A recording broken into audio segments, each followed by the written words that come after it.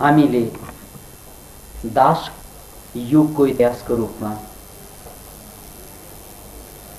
ठोकुवा गरेका छौँ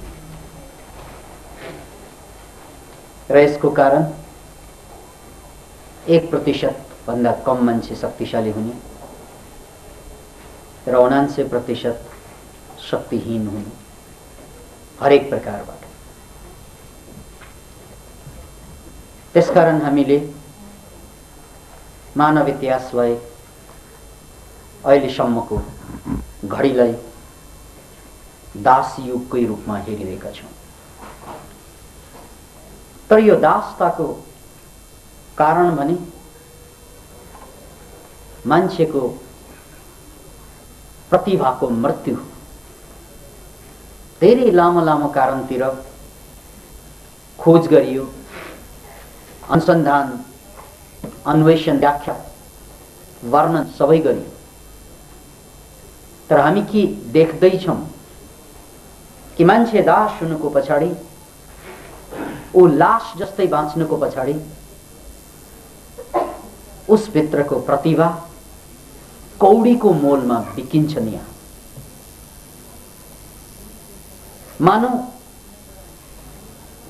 खसी बोकाको मासु टुक्रा टुक्रा काटेर बगरेले बेचे जस्तै मान्छे आफ्नो प्रतिभा टुक्रा टुक्रा पारी नाङ्लो पसल राखेर बेच्न बाध्य छ, जसलाई हामी व्यवसाय भन्छौँ। र यसभित्र जन्मजात बोकेर आएको अनन्त प्रतिभा स्वाहा हुन्छ, खरानी खरानी हुन्छ। त्यसकारण हाम्रो घोषणा छ कि अबको युग यो दास युगबाट उठेर प्रतिभाको युगमा आउनुपर्छ। किन भन्नाले प्रतिभा जन्मजात स्वभाव।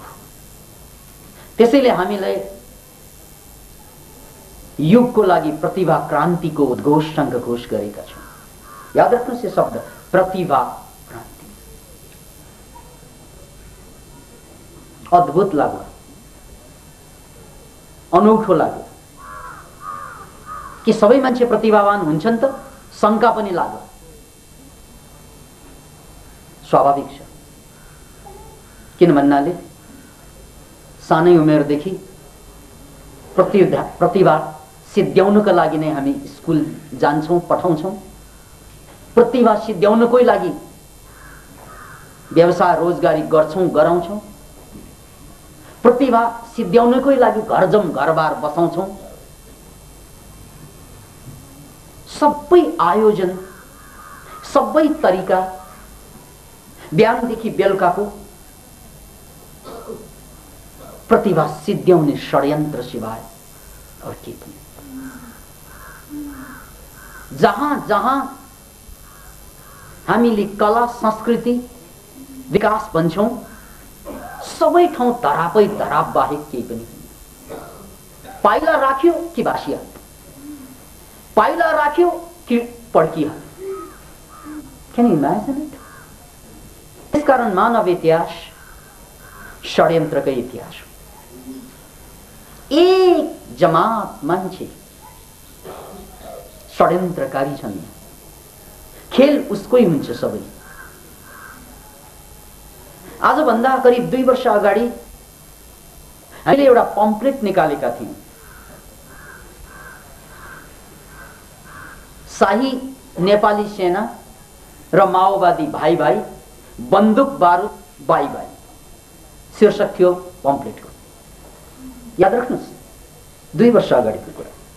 जब हामी गजेन्द्र नेम्बाङ उर्फ योगेश्वरी नमको नेतृत्वमा पूर्वाञ्चल मनोक्रान्ति मेची कोशी जागरण अभियानमा थियौँ, हाम्रो पम्पलेटको नारा त्यही थियो। माओवादी, शाही सेना, भाइ भाइ, बन्दुक बारुद बाई बाई। र त्यही पम्पलेटमा तल हामीले छोटो टिप्पणी गरेका थियौँ कि माओवादी र शाही सेना दुवै यस देशका दुश्मन होइनन्, दुवै जनताका दुश्मन होइनन्। जनताका दुश्मन मुठ्ठीभर मान्छे छन् यहाँ, जसले यो सम्पूर्ण जनतालाई घुमाइरहेका छन्। बस माओवादी र शाही सेना दुवैले टार्गेट त्यही मुठ्ठीभर जनतालाई गर्ने, जसले नेपालीहरूलाई लडाई भिडाई सिद्ध्याइरहेका छन्। षड्यन्त्रकारीहरू एक मुठ्ठी मात्रै, यसरी हात उठाएर पनि हामीले भनेका थियौं, यस्तो एक मुठ्ठी मात्रै। 5 जना त्यस्ता मान्छे छन् यो देशमा जसले सबैलाई भिडाइदिन्छ, लडाइदिन्छ। यो कुरा आज साबित भयो, सिद्ध भयो। त्यो 5 जना हट्ना साथ माओवादी र शाही सेना भाइ भाइ भयो।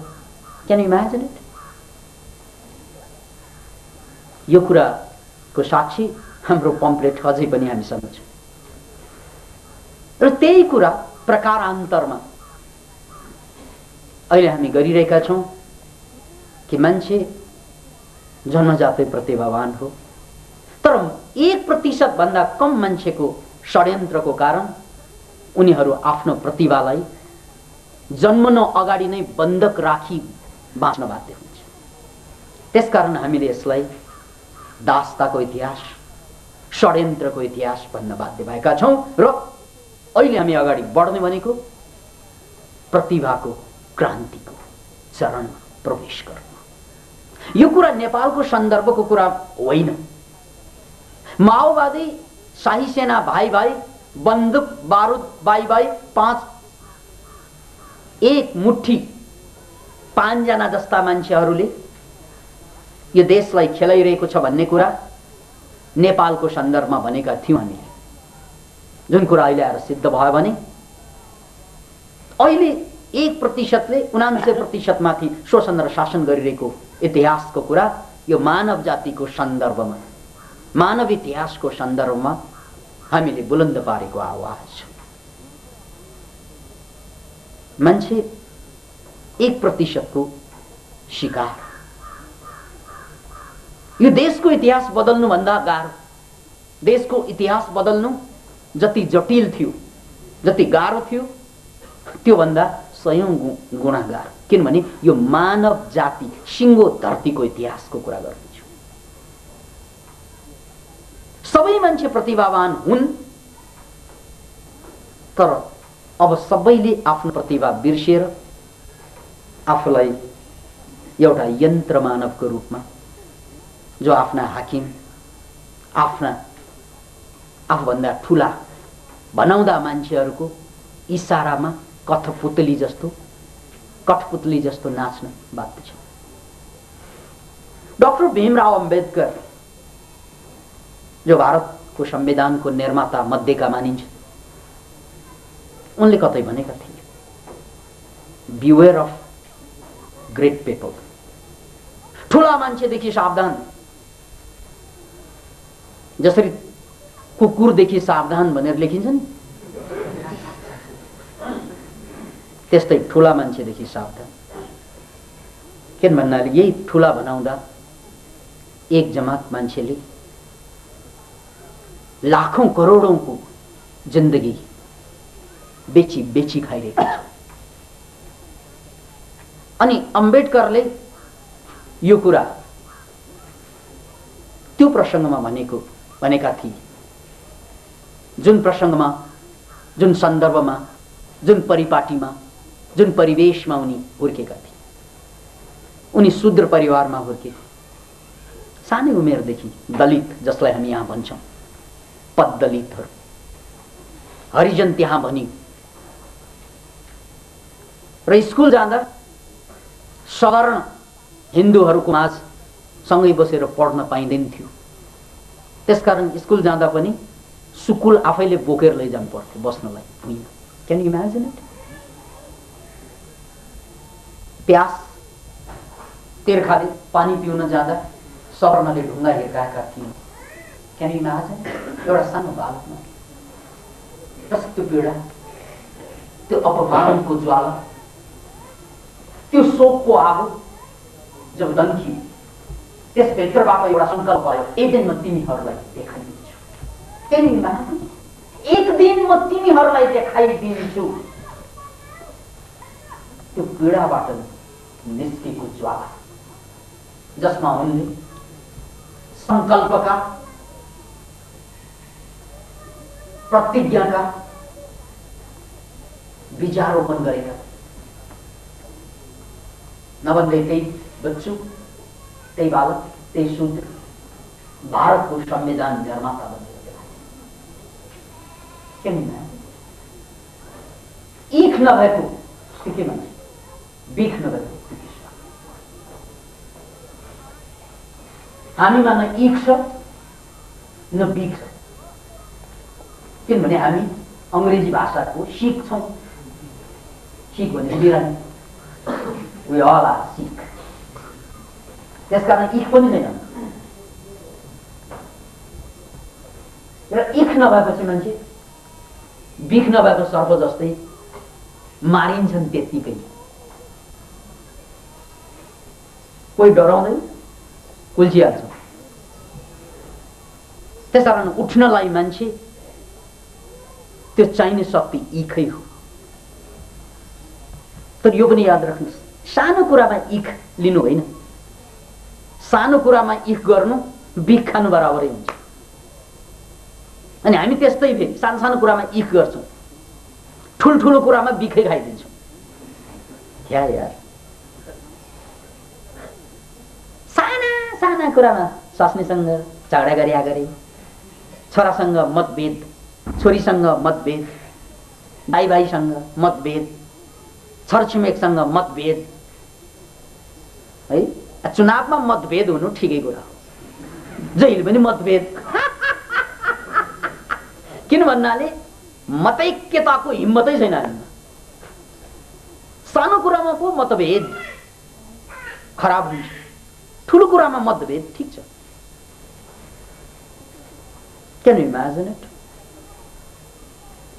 एउटा अम्बेडकर जन्मिन्छ त्यही ईखको आगोबाट। त्यसकारण त्यस्तो ईख पनि पलाएन हामीमा। Can you imagine it? अपमान त हामीले पनि कम सहेको होइन।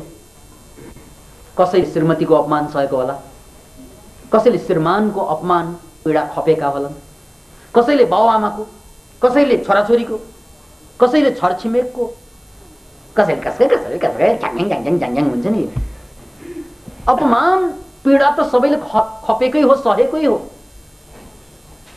तर जति गरे पनि ईखै नजाग्ने क्या पागलहरू।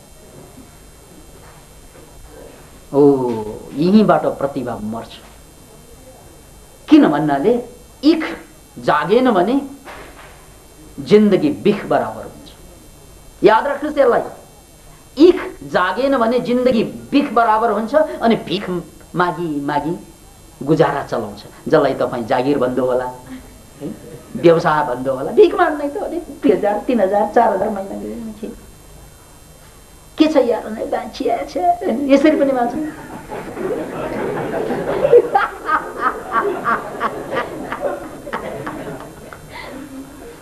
No, can you imagine? हामी के गर्दैछौँ? आजको 10 वर्ष पछाडि के हुँदैछौँ हामीहरू? 20 वर्ष पछाडि कहाँ पुग्दैछौँ हामीहरू यो तालले? त्यसकारण यो तालै भएन, यहाँ त हडताल हुनुपर्छ। किन भन्नाले यो तालबाट बाँच्यो भने 20 वर्षमा बुढा मात्रै होइन्छ, अरू केही पनि होइँदैन। पक्का त्यो त शंका छ।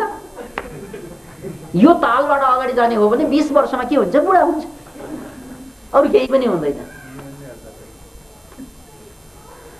त्यसैले हामीले ईख नभएको सर्प र बिख नभएको मान्छे होइन भनेको। अम्बेडकरले त्यो ईख लिएकै कारण, त्यो ईखको कारणले नै अनि मानव इतिहासका एक अमर पात्र बने। भारतको त भारत रत्न भनियो जसलाई। त्यो केटा जसलाई चाहिँ शूद्र भनेर ढुङ्गाले हिर्काउँथ्यो, आज भारत रत्न रे। तुमने सूली पे लटकते जिसे देखा होगा। जगजीतले गाएको यो गीत लेखेको त कसले के था? तुमने सूली पे लटकते जिसे देखा होगा, वक्त आएगा वही शख्स मसीहा होगा। समय यस्तो पनि आउँछ कि त्यही मान्छे भोलि मसीहा बनिन्छ। मसीहा भनेको मानवलाई उद्धार गर्ने दूतको रूपमा चिनिन्छ, जसलाई तिमी सुलीमा लटकेको आज देख्छौ। भन्नाको मतलब जो आज पीडित देखिन्छौ, देख्छौ, आज खत्तम भएको जसलाई देखिन्छ, ती मान्छे नै भोलि भविष्यका कर्णधार बन्ने न हो। तुमने सूली पे लटकते जिसे देखा होगा, सूलीमा लटक्दा जति छटपट हुन्छ त्यस्तै छटपट भएर बाँचेकाहरूलाई तिमीले देखेका होला। कोही कोही वक्त आएगा वही शख्स मसीहा होगा, उसैलाई मसीहा भन्ने हो। एकपल्ट मैले भनेको थिएँ, अहिले हामी मान्छे हौँ, हिक्का गरेर बाँचिरहेका हुन्छौँ, रोइरहेका हुन्छौँ। तर कुनै बेला आजभन्दा 10 वर्ष अगाडि, 20 वर्ष अगाडि या 50 वर्ष अगाडि हामी के थियौँ त भन्नाले किरा थियौँ, किरा। तपाईँलाई गजब लाग्ला, शास्त्रले के भनेको छ भन्नाले 84 लाख योनि पार गरी मानव चोला पाइन्छ। 84 लाख, 84 लाख त्यो पार गरेर बल्ल यो मानव चोला नरचोला पाइन्छ है। अनि कैयन पटक हामी किरा भयौँ, रुखपात भयौँ, झारपात भयौँ, कैयन पटक हामी जनावर पशु भयौँ, वनमान्छेमा बाँदर हुँदै अहिले मान्छे भयौँ। यो शास्त्रले पनि त्यही भनेको हो, डार्विन भन्ने मान्छेले पनि त्यही भनेको। विकासवादको सिद्धान्त अनुसार हामी बिस्तारै बिस्तारै इभल्भ हुँदैछौँ भन्नु र 84 लाख योनि भन्नु अलिअलि मात्रै फरक हो, कुरो एउटै भन्ने तरिका फरक छ। किन भन्नाले वैज्ञानिकले भन्ने र दार्शनिकले भन्ने कुरा त फरकै हुन्छ, तर कुरो एउटै हो। 84 लाख योनि पार गर्दै गर्दै मान्छे भयौँ, अथवा तिमी किरा हुँदै, पशु हुँदै, बाँदर हुँदै मान्छे भयौ भन्ने एउटै कुरा। विज्ञान र अध्यात्म यहाँ आएर जोडिन्छ, हेर्नुहोस् है। तर मैले त त्यति टाढा जानै पर्दैन, देखिरहेको छु यही कुरा। त्यति टाढा जानै पर्दैन। आमा बाबाको बिहे भएको दिनमा हनीमुन मनाउँदा हामी सुक्रिट थियौँ। किट भनेको के? किरा होइन। अहिले पनि माइक्रोस्कोपले देखाएको चित्रमा किराको पुच्छरै हुन्छ, त्यही किट है। अहिले आएर चाहिँ आमा बाबाको सर्किट मिलेपछि मान्छे भए। अहिले आएर हामी मान्छे रे। धेरै अगाडि होइन, केही समय अगाडि हामी किरा थियौँ, शुक्र किट। आज मान्छेमा फिट भयौँ। भने जब किरा मान्छे हुन्छ भने मान्छे हिरा हुँदैन। गजब छ कुरा, तर रमाइलो, यथार्थ, परक कुरा। जब किरा मान्छे हुन्छ भने मान्छे हिरा हुन्छ। याद राख्नुहोस् यसलाई। हामीले एउटा चरण पार गरेको, त्यो चरण के त? किराबाट मान्छे भइसक्यो भनेर। तर मान्छेबाट हिरा बन्नु कहाँ, मान्छेबाट भान्से भइरहेका हुन्छौँ कति। भान्से भनेको कहिलेकाहीँ हुन्छ, ठिकै हुन्छ। जहिले चाहिँ भान्से भयो भने सिद्धिएन, त्योभन्दा त वन मान्छे भए पनि ठिकै हुन्छ। जहिले पनि भान्से भएर बाँच्नु छ भने मान्छे भन्दा वन मान्छे जाति है। त्यो हाम्रा बहिनी दिदीहरूलाई त बडो घट लाग्यो होला। जहिले पनि भान्से भएर बाँच्नु भन्दा वन मान्छे हुनु जाति। किन भन्नाले हामीले त त्यो पनि षड्यन्त्र गरेकै हो। हाम्रा दिदीबहिनीहरूलाई चाहिँ भान्से बनायौँ। किराबाट, किटबाट, उनीहरू पनि शुक्र किटबाट मान्छे भयो, मान्छेबाट हामीले भान्से बनाइदियो।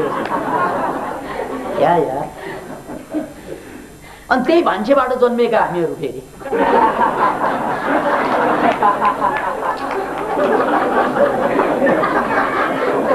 लाज लाग्दथ्यो। किराबाट मान्छे, मान्छेबाट भान्से, अब भान्सेबाट जन्मेकाहरू हामी भान्से पुत्रहरू।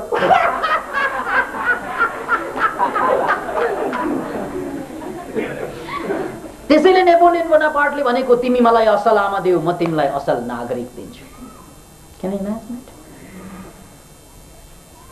तिमी मलाई असल आमा देऊ, म तिमीलाई असल नागरिक दिन्छु। किन भन्नाले जबसम्म नारी स्वतन्त्र बुद्धिमान, स्वस्थ, ज्ञानी हुँदैन, उनले जन्माएका सन्तानको कल्याण हुँदैन। यदि सन्तानको कल्याण चाहनु हुन्छ भने नारीलाई भान्से बनाउनु हुँदैन, बरु पुरुषै भान्से बने हुन्थ्यो नि। हो, त्यसैले हामीले के देखिरहेका छौं भन्नाले मान्छे किराबाट बनेको साक्षी राखेर ड्रास्टिक ट्रान्सफर्मेसन त हुँदो रहेछ नि। यो विज्ञानले बताएको कुरा होइन। ए तिमी किरा थियो, शुक्रकीट, कहाँ किरा कहाँ मान्छे, तर हुन्छ। कसरी हुन्छ भन्नाले क्रान्ति गरेर हुन्छ, त्यतिकै हुँदैन। शुक्रकीट र त्यसपछि मान्छे, यस बीचको एउटा प्रक्रिया छ जसलाई हामी प्रेम भन्छौँ। आमा बाबाको बीचको प्रेम है, पुरुष र महिला बीचको प्रेम, बस त्यो प्रेममा हाम्रो पदोन्नति भयो। त्यो प्रेमले हाम्रो प्रमोसन गरेर मान्छे बनाइदियो।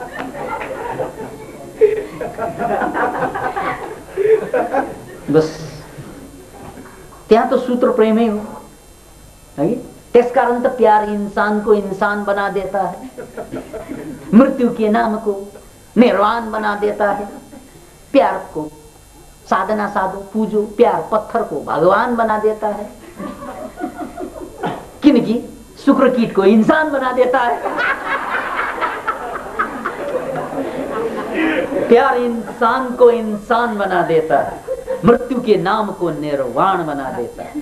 प्यार से प्यार करो, साधना साधो पूजो, प्यार पत्थर को भगवान बना देता है मित्र, शुक्रकीट को इंसान बना देता है। हैन त?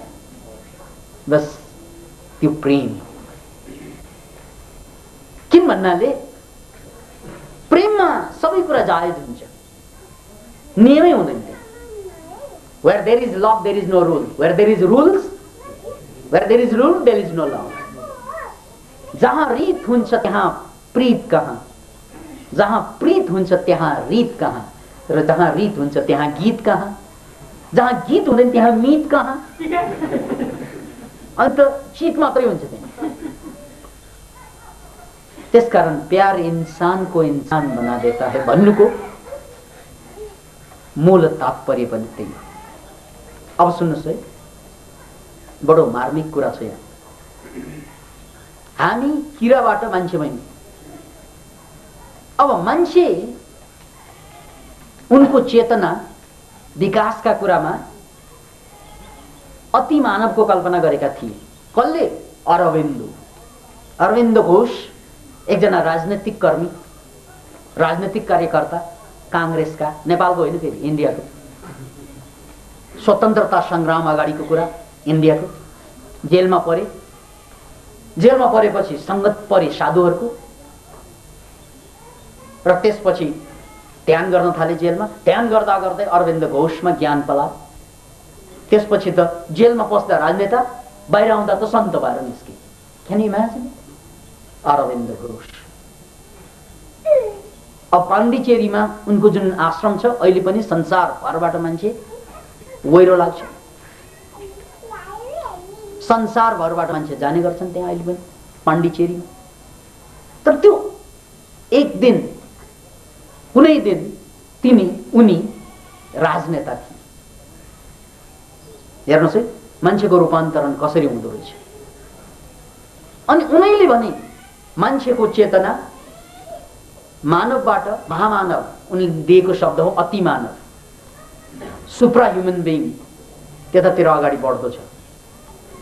बिस्तार बिस्तार बिस्तार बिस्तार अगाडि अगाडि चेतना बढ्दैछ। त्यो अलिकति अमूर्त कुरा छ। किन भन्नाले अति मानव भने के हो थाहा नै हुँदैन हामीलाई। अति मानव रे, हेत्तेरी मानवले त यस्तो दुःख दिन्छ भने अति मानवले कति दुःख दिन्छ? कतिलाई शंका लाग्छ, मानवले त यति दुःख दिन्छ भने यो अति मानवले कति दुःख दिने होला। अनि हाम्रो मत्तीमा चाहिँ पूजा लाग्छ। त्यसैले यहाँनिर एउटै कुरा के बुझ्नु पर्छ भने अरविन्दजीले देखाउनु भएको त्यो दर्शन, त्यो भिजन अलिकति अमूर्त भएकोले हामीले त्यसलाई अलिकति मूर्तता प्रदान गर्न खोजेका छौं। त्यो के त भन्नाले मान्छे अहिलेको अवस्थामा 99% मान्छे 1%बाट शोषित पीडित छन् विभिन्न किसिमबाट र त्यसको कारण मान्छेको प्रतिभा नहुनु हो अथवा प्रतिभा मारिनु हो अथवा प्रतिभा बन्दित हुनु हो। त्यो प्रतिभालाई हामीले यदि निकाल्न सक्यौं भने अथवा त्यो प्रतिभा निखरिने वातावरण बनाउन सक्यौं भने हामी सबै मान्छे प्रतिभावान बन्छौं। अब यो अति मानव के हो त्यो त बेग्लै कुरा, तर प्रतिभावान मानव चाहिँ निस्किसकेपछि हामी कोही पनि कसैको दास भएर गुलाम भएर बाँच्न आवश्यक पर्दैन। त्यही हो हाम्रो सामाजिक क्रान्तिको भूमिका। किनभने अहिले त प्रतिभा नभएकै कारणले गर्दा त्यो पीडा भोगेको। अब अलिकति कुरा जोडौँ, अर्कै कुरा प्रतिभा र अर्को कुरा म जोड्दैछु। कलेज जान्छौँ, स्कुल जान्छौँ र कलेज र स्कुलका एजुकेसन के कस्ता छन् त्यो आफ्नो ठाउँमा छ, तर त्यो एजुकेसन जसले मान्छेलाई महान त बनाउँदैन, महान नबनाउने एकातिर छ र अर्कोतिर यो एजुकेसन पनि जस्तो पढेको छ त्यो पनि याद आउँदैन। एकदमै हामीले कलेज स्कुलमा पढेका कुराले त्यो पढुन्जेल आउने जाँच दिइसकेपछि बिर्सने गरी पढ्छौँ, गजबसँग पढ्छौँ, पढुन्जेल आउने गरी जाँच दियो सक्यो,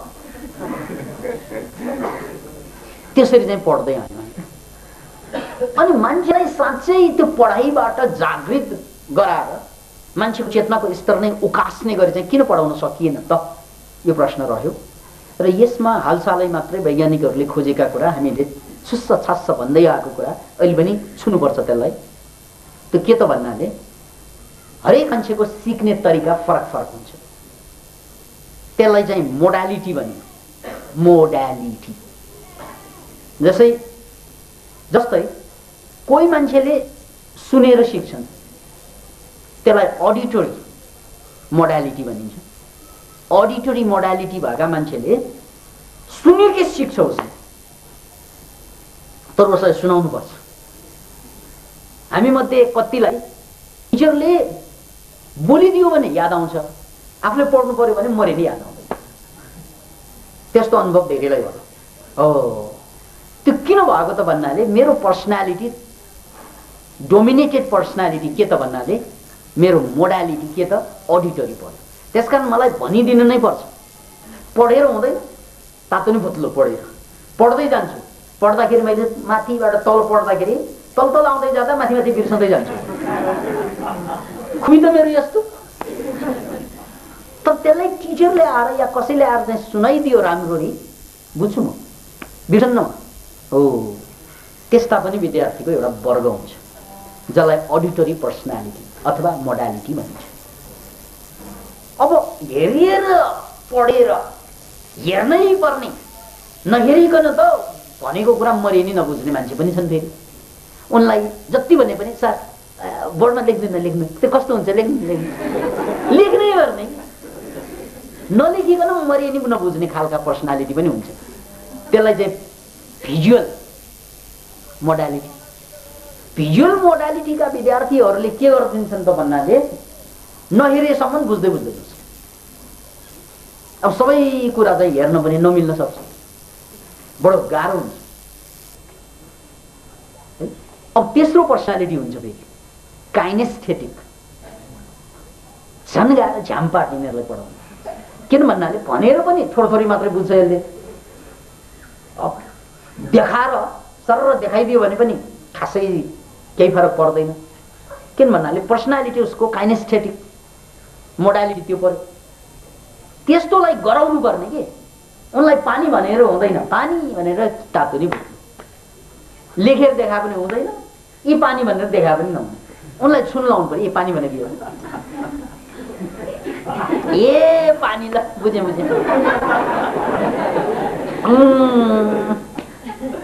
यसलाई भन्दो रहेछ। ठिक छ, मलाई थाहा छ यो। किनभने पानी अहिलेदेखि पिउनु परेको थियो, मौका अहिले पाइहाल्यो। उनलाई यसरी नबुझाइकन है पानी भनेर पुग्दैन यसरी पिलाउनु पर्यो त्यो पानी पिइसकेपछि बल्ल जुङ्गासुङ्गा पुछेर के भन्छन् भने पुजे भन्छन्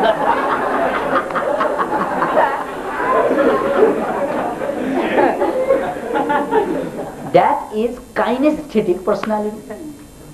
हेर्नुहोस् है बच्चा बेलामा त सबै मान्छे काइनेस्थेटिक हुन्छ फेरि 14 वर्ष मुनिका बच्चाहरूलाई त त्यो क्लासरुममा राखेर पढाउनु भनेको अपराध हो। तपाईँ मान्नुहोस् नमान्नुहोस् भोलि अपराध बनाउला। अब मनोक्रान्तिको सरकार आएपछि मनोक्रान्तिको कानुन बनेपछि त्यो क्लासरुम बनायो कि अपराध भयो। किन भन्नाले बच्चाहरूलाई क्लासरुममा राखेर पढाउनु हुँदैन अथवा अब पानी पर्यो भने त क्लासरुम चाहियो।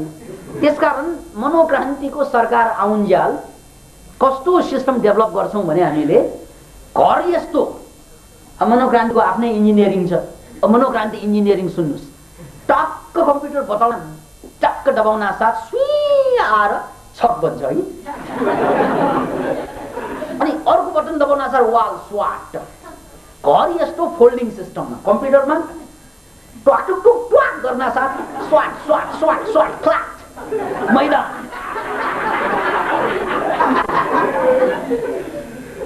हाम्रो भिजन यो हाम्रो मनोक्रान्तिको एउटा भिजन छ भोलि इन्जिनियरिङ यसरी जान्ने छ मनोक्रान्ति इन्जिनियरिङ। अब त्यो घर भनेर त्यो वाइयात नि तपाईलाई थाहा छ घर किन वाइयात छ भने वैज्ञानिकहरूले भर्खरै मात्र परीक्षण गर्दैछन् मान्छेहरू बिरामी हुनुको सबभन्दा ठूलो कारण के त भन्नाले कोठाभित्र बस्नु पर्छ। किनभने कोठाभित्र वायु प्रदूषित हुन्छ सबभन्दा बेसी। तपाईले शहरमा पोल्युसन छ भनिन्छ कि अब गोदावरीमा चाहिँ ग्रीन एरिया छ यहाँ पोल्युसन कम हुन्छ त्यो त तुलनात्मक रूपमा त हो तर यो त्यहाँ मात्रै पोल्युसन हुँदैन कोठाभित्र त पोल्युसन हुन्छ। किन भन्नाले मान्छेको शरीरबाट पोल्युसन निस्कन्छ विचारबाट पोल्युसन निस्कन्छ है अनि त्यहाँ के इलेक्ट्रिसिटी हुन्छ त्यसबाट पोल्युसन निस्कन्छ है कम्प्युटरबाट पोल्युसन निस्कन्छ त्यहाँ त पोल्युसनै पोल्युसन। त्यो पोल्युसनको पोकोलाई चाहिँ घर भनेको घर हो east or west home is the best. अब नेपाली जनताको त अब ध्यानै के त भन्नाले सबै कुरा जिन्दगीको सबभन्दा ठुलो प्रसार त के हो त भन्नाले काठमाडौँमा एउटा घर ठड्यो त्यो घर जसले तपाईलाई बिरामी पार्ने भए के पनि गर्छ। अब त्यो बनाउनुमा बिरामी बनाइसकेपछि बिरामी त्यो भन्दा अगाडि जिन्दगी हरामी। किन इमेजिन अब हरामी नभई छिटो छिटो बनाउनु पनि सक्दैन बनाइसकेपछि यो हरामी बिरामी पर्ने हो त्यही भित्र बसेको। किन इमेजिन किन भन्नाले जुन घर हामी बनाउन हतार गरिरहेका छौं नि हो त्यो घर अभिशाप पनि हो अब वरदान पनि हुन सक्छ त्यो बेग्लै कुरा। त्यसकारण घर त कस्तो हुनुपर्छ त भन्नाले मैले भर्खरै इन्जिनियरिङको कुरो गरेँ नि टाकटुक टाक गर्न साथ अहिले मलाई छाना मात्रै चाहियो छाना भनेर टाइप गर्यो स्वार र छाना आयो वाल स्वाल केही पनि छैन च्याट्टा हावा खायो। अब घाम लाग्यो जाडो महिना छाना उड भन्न छ ट्याक छ्याक घाम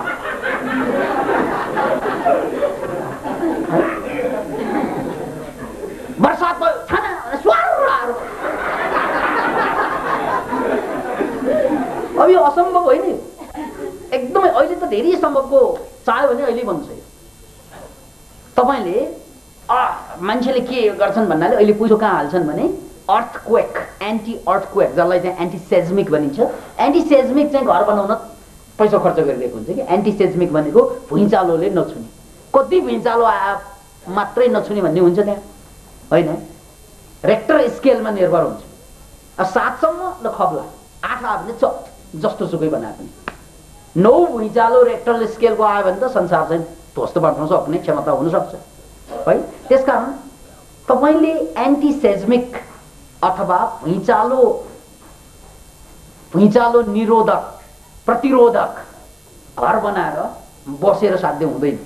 हुनुपर्ने कस्तो त भन्नाले हामीले भने जस्तो हावा चाहिने बेलामा हावा अनि पानी चाहिने बेलामा पानी है काम चाहिने बेलामा काम ल्याउन सक्ने चाहिँ घर इन्जिनियरिङ चाहिँ भइदियो भने द्याट इज रियली वन्डरफुल। अब त्यति बनाउन नसके पनि तपाईँले चारैतिर जुन वाल उठाउनुहुन्छ नि, जस्तै यस्तो यस्तो यस्तो सबै ठाउँमा त्यहाँबाट हावापानी छिर्ने मिलाउनु चाहिँ त सकिन्छ, अहिले पनि सकिन्छ। जस्तै यहीँ छ हेर्नुहोस् त, ऊ चारैतिरबाट हामी हावा लिएर लगभग त्यस्तै नमुना हो। तर यो स्वाट उठ्ने खालको चाहिँ अहिलेसम्म होइनन्, तर पछिसम्म होला। त्यसैले मान्छेले जसलाई चाहिँ घर भनेर बनाएको छ, त्यसमाथि पनि स्कुल भनेर बनाइन्छ, त्यो कोठाभित्र त यति पोल्युसन हुन्छ, त्यसकारण क्रस भेन्टिलेसनको आवश्यकता पर्छ। त्यहाँ एकदमै बढी क्रस भेन्टिलेसन त्यसरी पनि बनाउने चलन भर्खर सुरु भयो। त्यसकारण हामीले एउटा कुरा मनमा राखेर के जानुपर्छ भन्नाले, सभ्यताले हामीलाई जहाँ लगिरहेको छ त्यहाँ पनि फाइदाले नै एक जमात मान्छे र सबैले बेफाइदा भोग्छन् नै विभिन्न किसिमबाट। त्यसकारण मनोक्रान्तिले चाहिँ एउटा घोषणा के गरेको छ त भन्नाले, हामीले यो संसारको सबै संरचनालाई बदल्न सक्छौं, तर त्योभन्दा पहिला हामीले आफूलाई बदल्नुपर्छ। जसरी शुक्रकीट मान्छे नभएको भए उनले केही पनि गर्न सक्दैन। ऊ कुनै बेला शुक्रकीट थियो ऊ भनेको हामी। अब कल्पना गर्नुहोस्, तपाईँ शुक्रकीटै रहँदा म यो देशमा क्रान्ति ल्याउँछु भनेर बाबाको अन्डकोशभित्र बसेर भनिरह्यो भने के क्रान्ति आउला?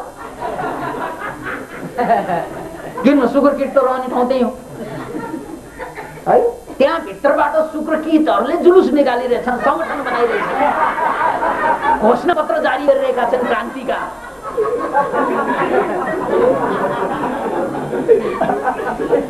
किन जन्मन अगाडि शुक्रकीट थिए, त्यहाँ चाहिँ संगठन छ, टोल इकाइ छ, चुनाव हुन्छ, राष्ट्रपति पनि होला।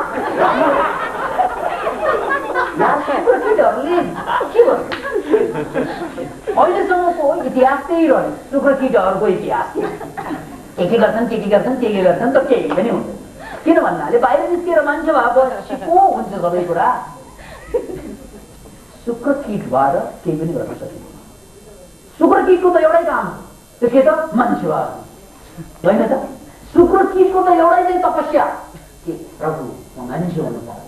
किन भन्नाले मेरो दायाँ बायाँ 3 करोडदेखि 5 करोड छन्।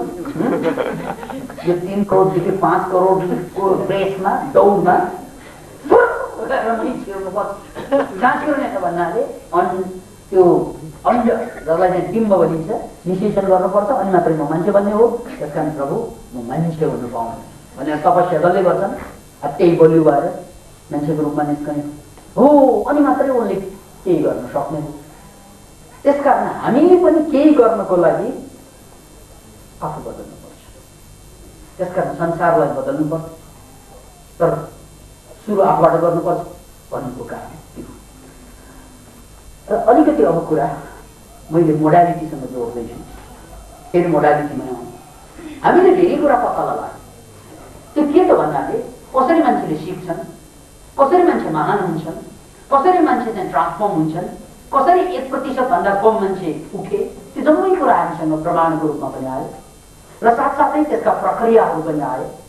र त्यो प्रमाण र प्रक्रियालाई जोडेर हामीले अभ्यासमा लग्दाखेरि एकपछि अर्का त्यस्ता घटनाहरू पनि हामीले घटाएर देख्यौँ, घटिएको देख्यौँ, घटाएर हेऱ्यौँ। र त्यसपछि हामी निश्चिन्त के भयौँ त भन्नाले निश्चय पनि हामीले मान्छेलाई ट्रान्सफर्म गर्न सक्छौँ। त्यही हो मनोक्रान्तिको उद्घोष। हामीले बदल्न सक्छौँ आफूलाई, र आफूलाई बदलेपछि र संसार त आफै बदल्नु। त बन्धुहरू, मोडालिटी यदि तपाईँ हामीले आँखाबाट सिक्न सक्नुहुन्छ भने आँखाबाट सिक्नु पर्यो, होइन? कानैबाट सिकिन्छ भने कानबाट सिक्नु पर्यो, होइन? गरेरै सिक्नुपर्ने, एक्सनबाट सिक्नुपर्ने, कर्मबाट सिक्नुपर्ने हो भने कर्मैबाट सिक्नु पर्यो। यो कुरा एक चरणमा आइसकेको छ। अब हाम्रो प्रयोग के त भन्नाले यदि विद्यार्थीहरूलाई या कोही पनि मान्छेलाई सिकाउनु छ भने त्यो 3वटा कुरालाई मिसाइदियो भने उनले चाहिँ 90% इन्फर्मेसन ग्रहण गर्छ, 90% फास्टर सिक्छ, हेरेर पनि, सुनेर पनि, गरेर पनि। मोन्टेसरी एजुकेसन त्यही हो। मोन्टेसरीले कन्सेप्ट डेभलप गरेको त्यही हो कि बच्चाहरूलाई सिकाउँदाखेरि काइनेस्थेटिक रूपमा चाहिँ सिकायो भने उनीहरूले छिटो सिक्छ। अब यो बच्चाहरूलाई मात्र होइन, सबैलाई काइनेस्थेटिक रूपमा सिकाउनु पर्ने देखिन्छ। किन भन्नाले एउटा मोडालिटी हाम्रो सिक्ने त्यो पनि हो। जस्तै वैज्ञानिकहरूले के गर्छन् हेर्नुहोस् है, वैज्ञानिकहरूले ल्याबमा जान्छन्, काइनेस्थेटिक लेभलमै काम गर्छन् अनि परीक्षण गर्छन्, त्यसपछि नयाँ नयाँ आविष्कार गर्छन्। अब हामीलाई के गराइदियो त भन्नाले वैज्ञानिकहरूले आविष्कार गरेका कुराहरू टन्न लेखेर ल्याउँछ, कोर्स बुक बन्छ अनि पढ्नु पर्दैन।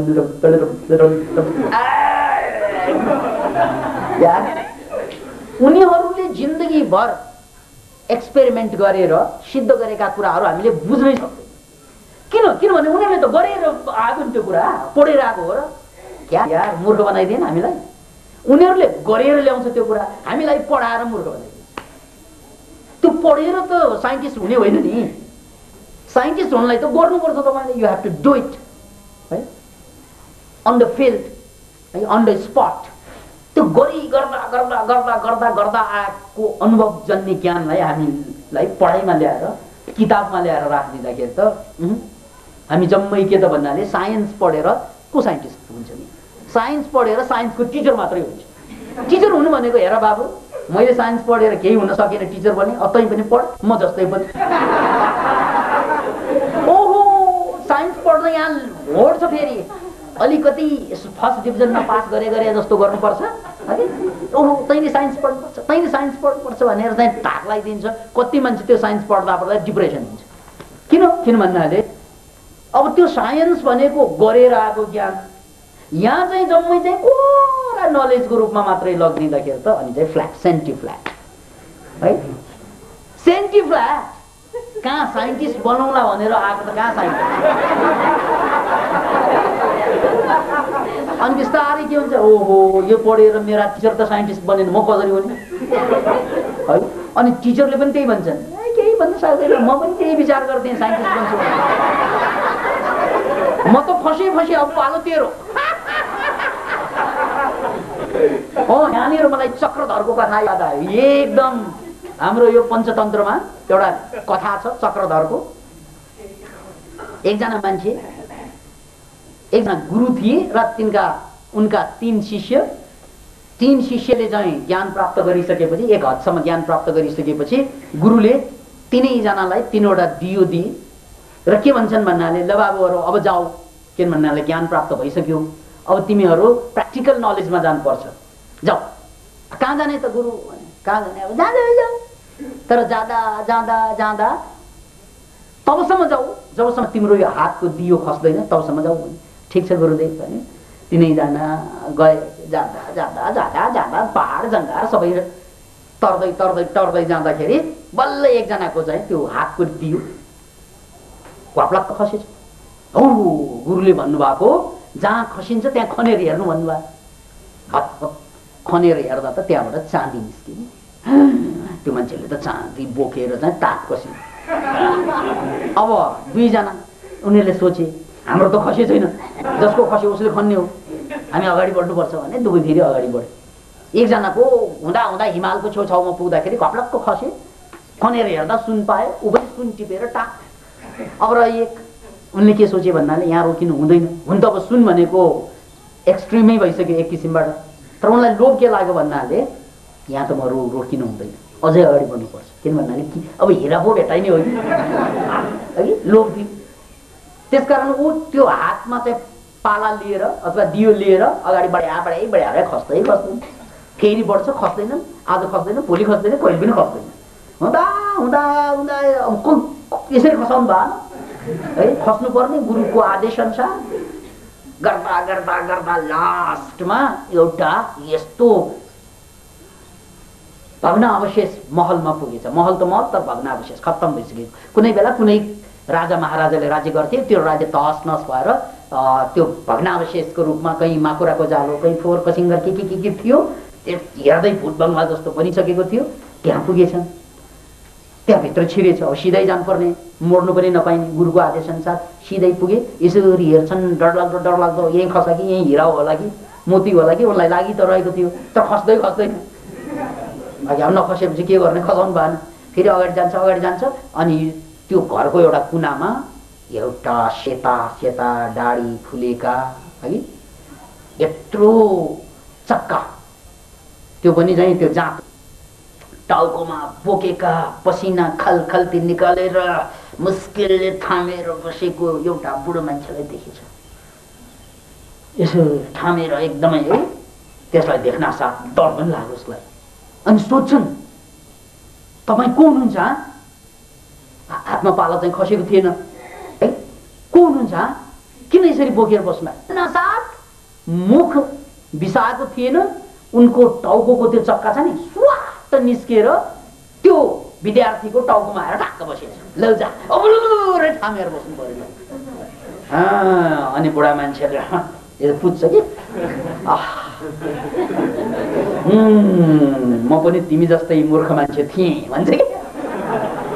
मलाई पनि गुरुले यस्तै आदेश दिनुभएको थियो, त्यही गुरुले खोज्दा खोज्दा खोज्दा म लोभी मान्छे यहाँसम्म पुगेँ है। अनि यहाँ पुगेर हेर्दा है म जस्तै मान्छे यहाँ उभिएर बसिरहेको थियो। उनलाई पनि मैले यही प्रश्न सोधेको थिएँ, के भयो भन्ना छ स्वाट आएर यहाँ बस्यो।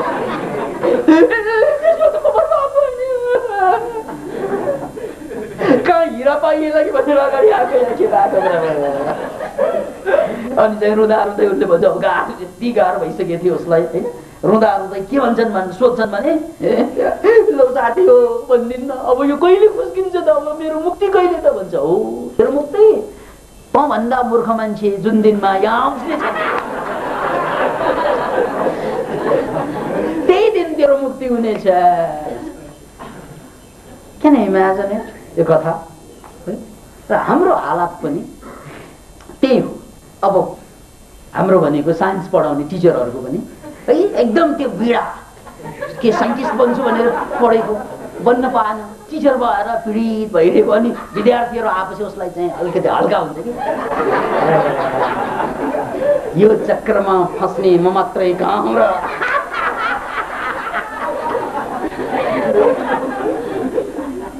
एसएलसी को रिजल्ट निस्कन साथ फर्स्ट डिभिजनमा हेर्दो होला उनले है, यसपालि कति मेरा साथीहरू फस्ने होला। किन भन्नाले साइन्स भनेको त गर्ने कुरा हो नि, त्यो प्र्याक्टिकल्ली नगरेसम्म तपाईँ साइन्टिस्ट बन्ने कुरा होइन। अब प्र्याक्टिकल्ली गर्ने हो भने फेरि पढ्न आसेकै छैन फेरि। Can you imagine it?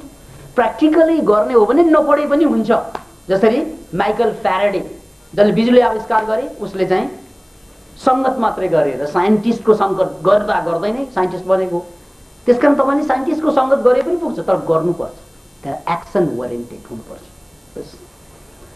र हामीले अहिले आएर के बुझ्यौँ भन्नाले काइनेस्थेटिक नलेज, भिजुअल नलेज र अडिटरी नलेज यो तीनवटालाई डाक्क जोड्ने हो भने हाम्रो मस्तिष्कको 100% पनि काम गर्न सक्दो रहेछ। र यसरी मस्तिष्कलाई चाहिँ पूर्णतया काम गराउन सक्यौं भने हाम्रो लागि असम्भव केही पनि हुँदैन। त्यसैले मनोक्रान्तिले देखेको भिजनै त्यही हो कि हामी जे पनि गर्न सक्छौं र त्यसकै लागि हामीले यहाँ एक्सपेरिमेन्ट स्वरूप मनोक्रान्ति म्याट्रिक्सको अभियान चलाएका छौं र त्यही अभियान अन्तर्गत हाम्रा साथीहरूले 100% मेमोरीका कुराहरूलाई अगाडि ल्याए। सुरुमा त्यो असम्भव लाग्थ्यो, जस्तै अस्ति थम्जीले जुन डेमो दिनुभयो तपाईहरुलाई, जिल्ला 75 जिल्लाको नाम, त्यसमाथि चाहिँ क्षेत्रफल सबभन्दा गाह्रो त क्षेत्रफल। नाम त जबरजस्ती याद गरौँला, घोडेर र 1 महिना लगाएर भए पनि याद गरौँला, तर क्षेत्रफल कसरी याद हुन्छ सबै जिल्लाको? Can you imagine it? यो त असम्भव हो। क्षेत्रफल त यादै हुँदैन, किन भन्नाले नम्बर याद हुँदैन कि। ठाउँको नाम त याद गरौँला, ल नम्बर कसरी याद गर्ने? उस्तै उस्तै हुन्छ, तर त्यो पनि याद गरेर बस यो प्रमाण हो।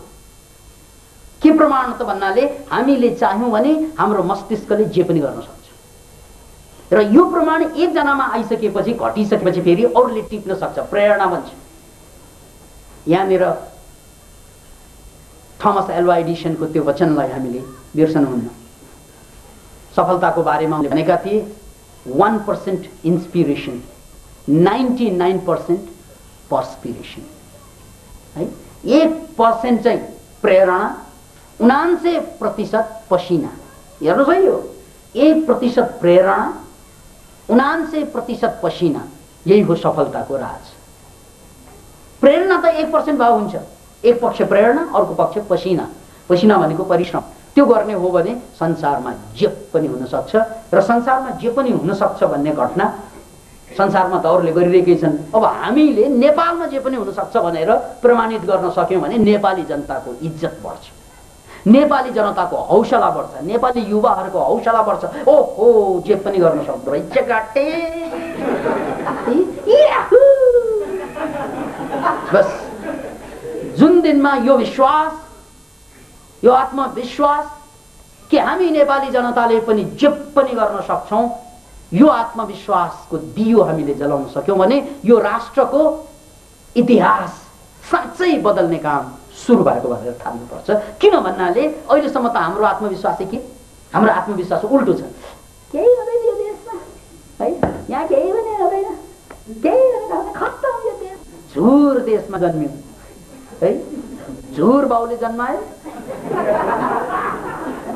झुर आमाले जन्मायो है, झुर देशमा जन्माइदियो। अब यो झुर जिन्दगी बाँच्नु भन्दा विदेश पलायन हुनु। हाम्रा नेपाली जनता पलायन हुँदैछ। अमेरिका जानु नराम्रो कुरा त होइन, जापान जानु नराम्रो कुरा त होइन, तर देशको नागरिकता नै छोडेर त्यो बाउ फेरे जस्तै देश फेरेर है, बाउ फेरे जस्तै भनेर चाहिँ देश फेर्नु भनेको कुनै तुक छ त्यो? किन फेरिँदैछन् त युवाहरूले, किन पलायन हुँदैछन् त भन्नाले एउटै कारण छ। के कारण? यहाँ केही पनि हुँदैन, ल यहाँ केही पनि होइन, यहाँ केही पनि हुँदैन, यहाँ केही पनि हुँदैन, या हु टेस्टास यहाँ केही पनि हुँदैन।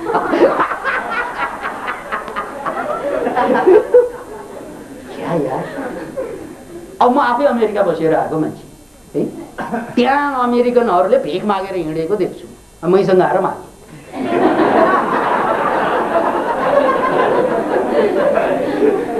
अब त्यही सबै हुने हो भने त्यहाँ किन भिख माग्नु पर्यो अमेरिकनहरू? त्यही सबै हुने हो भने त्यसकारण गर्नेले त्यहाँ पनि गर्छ, यहाँ पनि गर्छ, मर्नेले यहाँ पनि मर्छ, त्यहाँ पनि मर्छ। कुरा एउटै हो, च्यान फेरिन्छ, मर्ने चाहिँ एउटै हो स्टाइल है। त्यसकारण चिहान फेरिन्छ त्यहाँ मर्यो भने र यहाँ मर्यो भने। तर याद राख्नुहोस्, गर्ने मान्छे त्यहाँ पनि गरिरहेकै छन्, गर्ने मान्छेले यहाँ पनि गरिरहेकै छन्। गर्ने मान्छेको लागि के को खाँचो होला र? त्यसकारण मूल कुरा त गर्ने हो, गर्न सक्छौं, हामी गर्नको लागि नै जन्मेको हो। लज्जा, we are here to prove we can do whatever we want to। बस यो नेपाली जनताले एकचोटि देखाउन सक्यो भने मलाई लाग्छ लाखौं नेपाली जनता उठ्न सक्छन्। र म त के पनि देख्छु भने संसारको सबभन्दा शक्तिशाली बुद्धि ज्ञान सम्पन्न भएको मान्छे भएका देशहरूमध्ये नेपाल पनि त्यो पंक्तिमा जान्छ। किन जान्छ भन्नाले यहाँ बेरोजगारहरू बढी छन्। बेरोजगारहरूलाई त म र म्याटरको रूपमा देख्छु, कच्चा पदार्थ। के अब रोजगारै छ भने उसलाई त ध्यान गर्ने पनि फुर्सद हुँदैन, एक्सपेरिमेन्ट गर्न पनि फुर्सद हुँदैन। बेरोजगार भइदियो भने फुर्सदै फुर्सद। आधा काम त बन्यो भाग्यमानीहरूको, दुर्भाग्य त त्यो रोजगारीहरूको, जसको अब जान त पर्ने हो तर खै फुर्सदै छैन। तर बेरोजगारीहरूले त त्यो भन्दैन, फुर्दै फुर्सद छ। त्यसकारण त म यो देश संसारको सबभन्दा बढी ज्ञानी निस्कने देश देख्छु। त्यसकारण हामीले भनेका पनि छौँ, अस्ति पनि घोषणा गर्यौं कि हामीले विश्वगुरु निर्माण गर्न सक्छौं यो देशबाट। किन भन्नाले र म्याटर यहाँ बढी छ।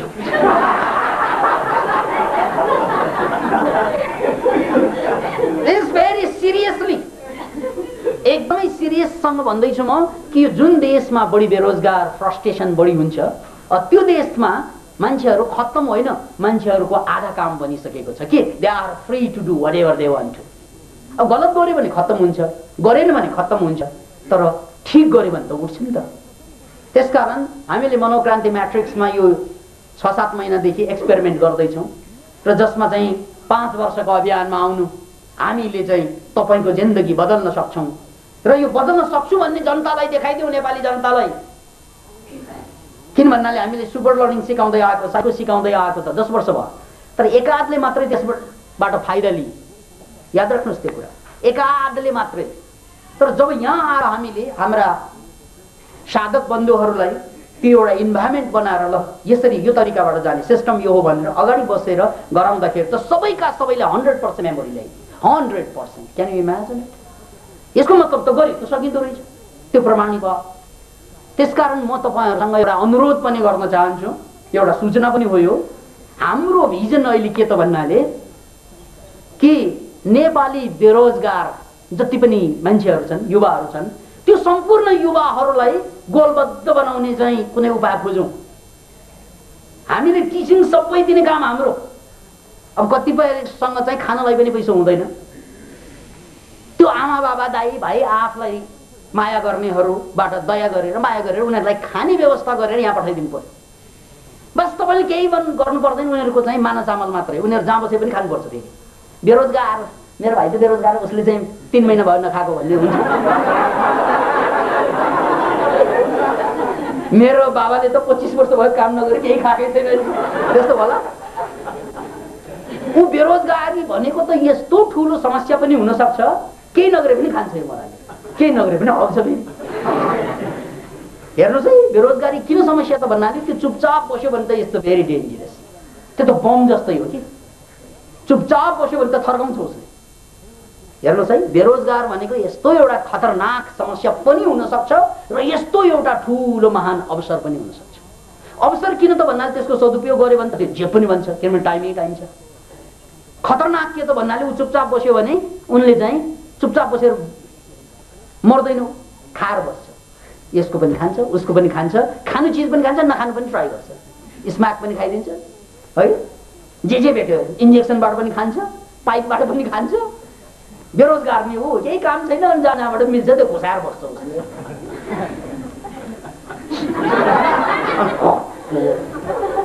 अनि कसरी आउँछ?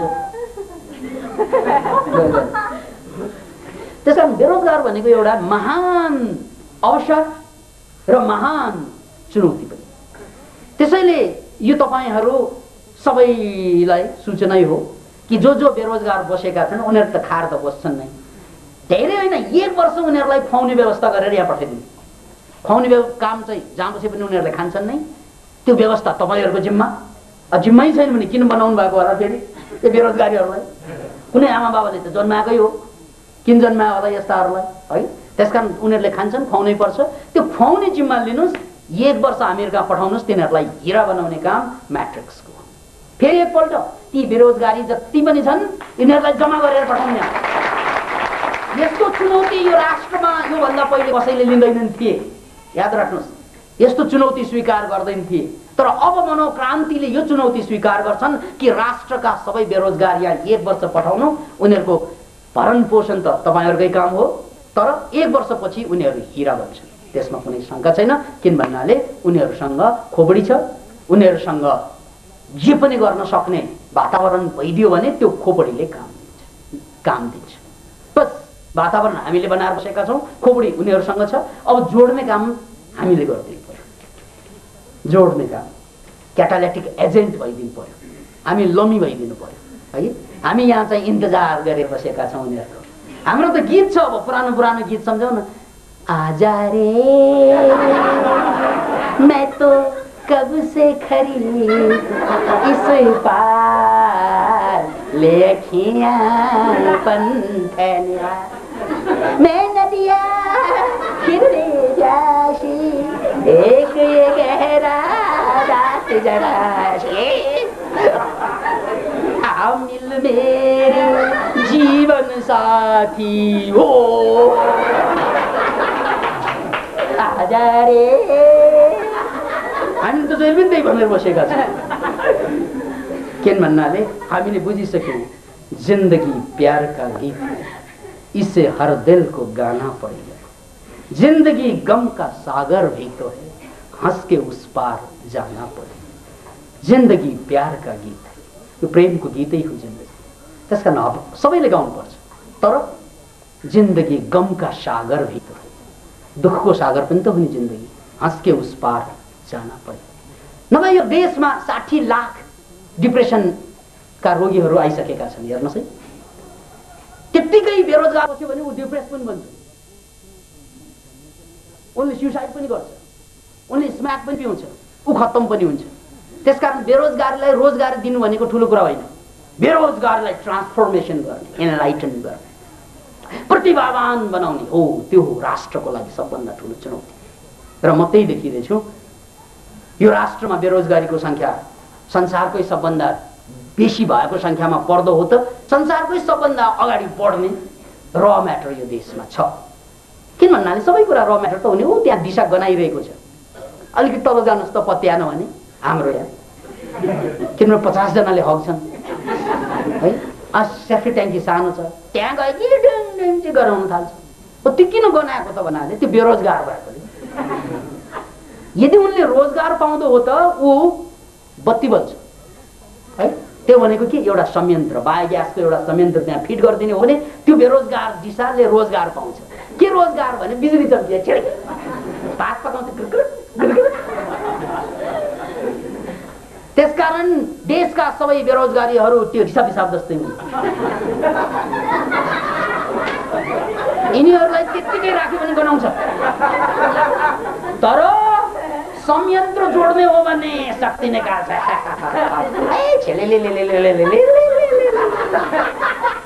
बस त्यही संयन्त्रको नाम हो मनोक्रान्ति, जहाँ दिशा पिसाब जस्ता बेरोजगार भएर बसिरहेका मान्छेहरूलाई हामीले यो राष्ट्रको उज्यालो दिने दियो बनाउन सक्छौँ। ज्योति नपत्याए त्यहाँ ग्यासमा फिट गरेर हेर्नुहोस्, बायो प्लान्ट, ग्यास प्लान्ट, त्यो त गरेको देखिएको कुरा हो। हामीले पनि त्यही गर्दैछौँ।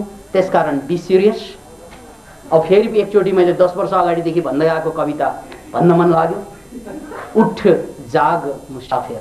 यो 10 वर्ष अगाडि भनेको, अब त साँच्चै आई लभ यु भन्छ नि, I love you I love you I love you भन्दा भन्दा जति भने पनि ढोकाइदिने यो मोरा। अनि एक दिन चाहिँ गएर के भन्छ, आई रियली लभ यु भन्छ कि ऊ बत्ती नै गयो, कस्तो लभ यु गएको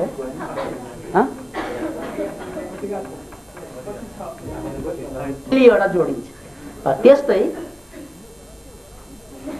हामीले सुरुदेखि नै भन्दै आएको उठ जाग मुसाफिर। तर आज त साँच्चै नै, हिजो चाहिँ झकझक्याएको मात्रै, आज त हामीले एउटा इन्भाइरोमेन्ट बनाएरै भनेका छौँ, उठ जाग मुसाफिर भोर भई। बिहान भयो बिहान उठ। उठ जाग मुसाफिर भनेको यात्री, जीवनको यात्री। उठ जाग मुसाफिर भोर भई, रैन कहाँ जो सोवत है। अब रात खोइ सुत्नलाई। रैन कहाँ जो सोवत है, जो सोवत है वो खोवत है, जो सोवत है वो खोवत है, जो जागत है वो पावत है। जो जाग्छ उसले पाउने हो।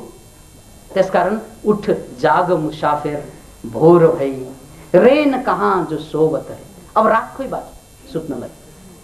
रात गइसक्यो, बात अर्कै भइसक्यो।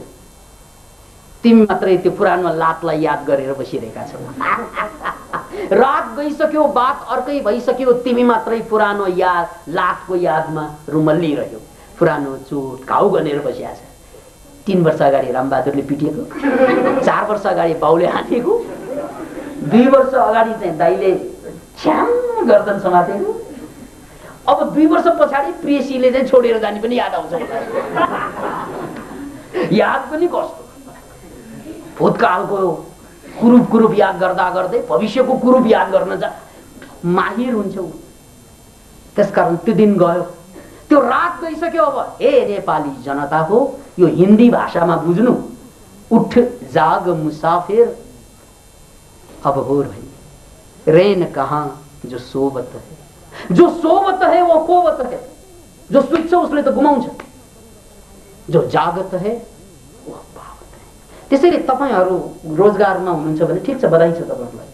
तपाईहरुको सबै ठीक छ, बधाई छ। तर ठीक नभएका तपाईका दाइ होलान्, भाइ होलान्, आमा होलान्, छोरी होलान्, भान्जा होलान्, भतिजी होलान्, ससुरा होलान्, सासू होलिन्, के होलान्, के होलिन् है, कोही न कोही त छ। बस त्यस्ता तपाई ठीक हुनुहुन्छ भने ठीक नभएकाहरुलाई यहाँ पठाउने गर्नुहोस् 1 वर्षको लागि। We will change them।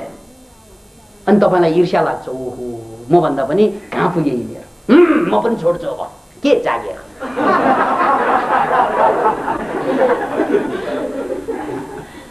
किन भन्नाले यत्रो ठूलो प्रतिभाको विस्फोट हुने हो भने, राष्ट्रलाई हल्लाउन सकिन्छ भने म यो ग्लास मात्रै हल्लाएर के बाँच्छु।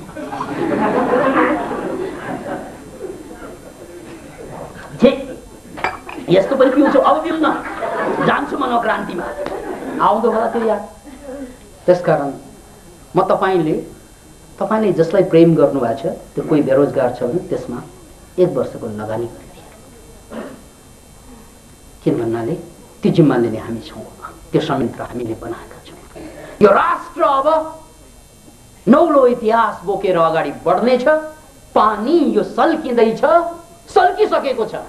ढुङ्गा यो पग्लिँदैछ, पग्लिसकेको छ।